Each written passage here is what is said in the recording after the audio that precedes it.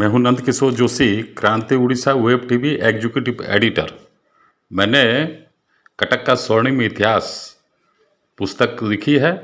उसी में आज अगले चैप्टर के बारे में मैं आपके सामने कुछ बातें कहने जा रहा हूं। नमस्कार।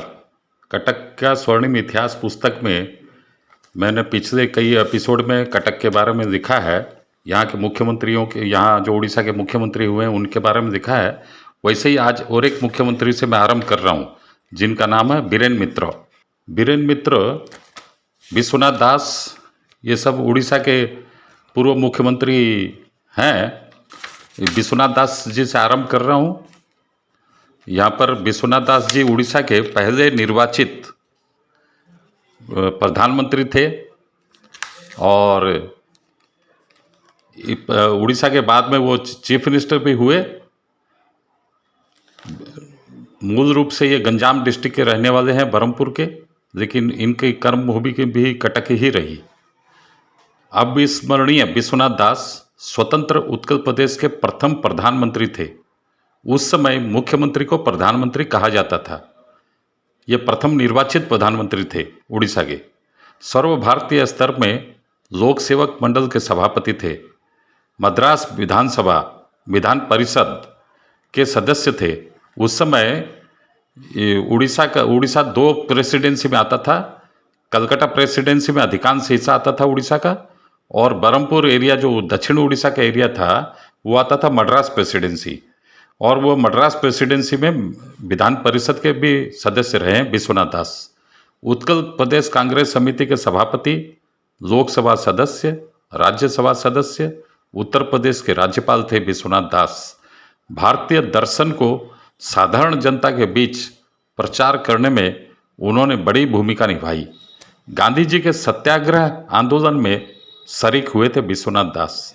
असहयोग और भारत छोड़ो आंदोलन में शामिल होकर वे कई बार जेल गए।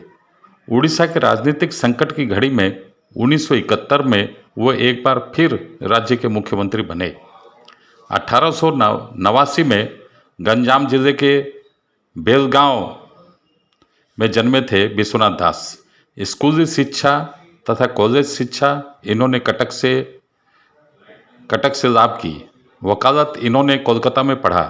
कटक में जब वे रहते थे बचपन एवं युवा काल में, तब वे मधुसूदन दास एवं गोपबंधु दास के संपर्क में आए। विश्वनाथ दास के जीवन में इन दोनों का काफ़ी प्रभाव पड़ा। उनके आदर्शों से ये अनुप्राणित भी हुए। 1920 में ये वकालत पास कर बरहमपुर में वकील बने। 1921 में असहयोग आंदोलन में कूद पड़े तथा उन्हें जेल जाना पड़ा। 1921 से 1930 तक मद्रास विधान परिषद के सदस्य बने। ठीक इसी समय दक्षिण भारत के अनेक नेताओं संग इनकी प्रगाढ़ता बढ़ी। नमक सत्याग्रह में शामिल होने के कारण इनको बेलोर जेल भेजा गया। इस आंदोलन को इन्होंने मद्रास में भी सक्रिय रखा। उस समय यह आंदोलन के सभापति तथा विशिष्ट शिक्षाविद प्रोफेसर एन.जी. रंगा, जो आंदोलन के संपादक रहे, उनसे भी इनकी भेंट हुई। 1936 में 1 अप्रैल को जब उड़ीसा स्वतंत्र प्रदेश बना, तत्पश्चात चुनाव में 1937 में कांग्रेस सत्ता में आई उड़ीसा में। उस समय से गंजाम जिले से चुनाव जीतकर विश्वनाथ दास आए। 1937 में ये प्रथम निर्वाचित प्रधानमंत्री बने उड़ीसा के। किसानों के हित में इन्होंने उड़ीसा में अनेक कार्य किए। किसानों को उनकी जमीन का मालिकाना हक इन्होंने दिलवाया। जमींदारों के खिलाफ कानून बनाए। जमीन पर उगे पेड़ों पर हक इन्होंने किसानों को दिलवाया।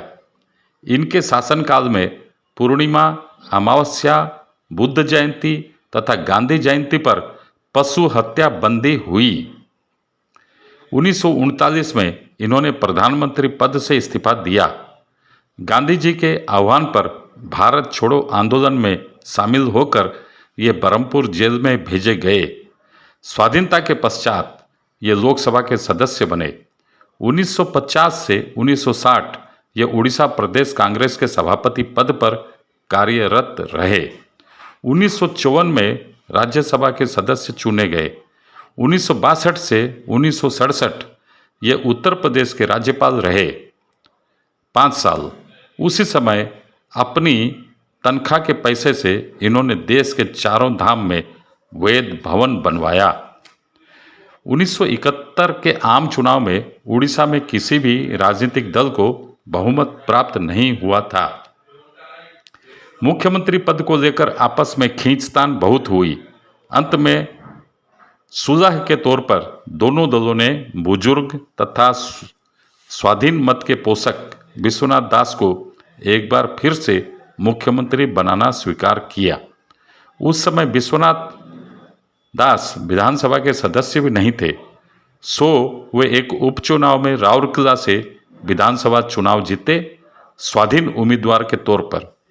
1972 9 जून को दोनों साझे दल यानी उत्कल कांग्रेस और स्वतंत्र दल के रोज रोज झगड़े के कारण इन्होंने मुख्यमंत्री पद से इस्तीफा दे दिया।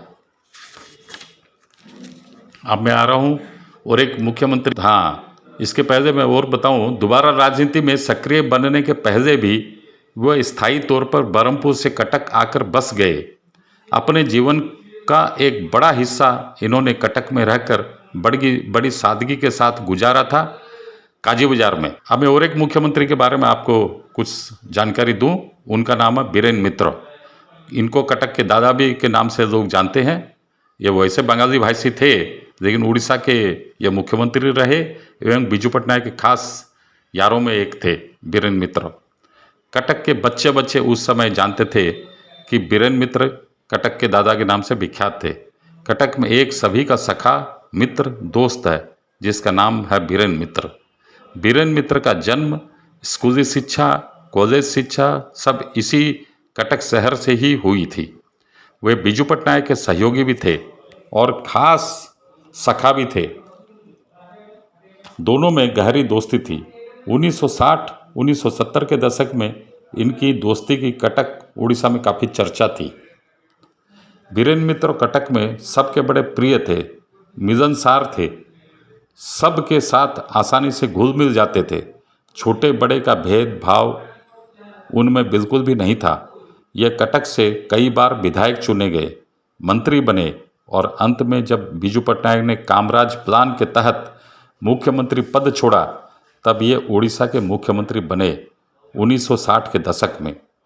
इनके खिलाफ डॉक्टर हरेकृष्ण महताब की पार्टी जनो कांग्रेस से प्रसिद्ध वकील सूरजमल शाह 2 बार तराजू चुनाव पर विधानसभा चुनाव लड़े थे।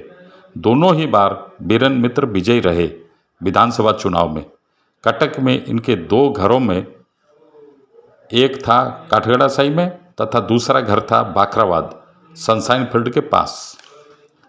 कटक के लोग, विशेषकर मोहल्ले के लोग, इनको आदर से बीरेन दा के नाम से पुकारते थे। वे सभी से खुलकर मिलते थे। कटक में जब वे विधायक, मंत्री, मुख्यमंत्री भी थे तब भी सबसे खुलकर मिलते थे, बिना रोक टोक की। कभी भी इन्होंने सक्रिय राजनीति में रहने तक किसी को खाली हाथ अपने घर से नहीं लौटाया।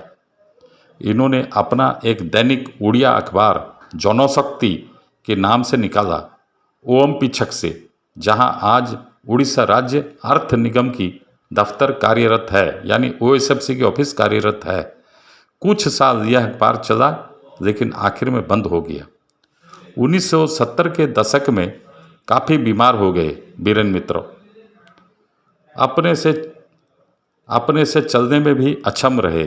प्राय घर पर ही हमेशा रहा करते थे, लेकिन तब भी आम कटकी लोगों का इनके घर पर आना जाना बराबर लगा रहा करता था। ये वास्तव में सही मायने में अगर देखा जाए तो एक विशाल हृदयी, जनप्रिय, सेवा को समर्पित जन नेता थे। जीवन के अंतिम पड़ाव में ये काफ़ी बीमार हालत में रहकर चल बसे एवं उनके चले जाने पश्चात उनके घर से उनके उत्तराधिकारी ने किसी ने भी राजनीति में और हिस्सा नहीं दिया। Thank you, have a good day.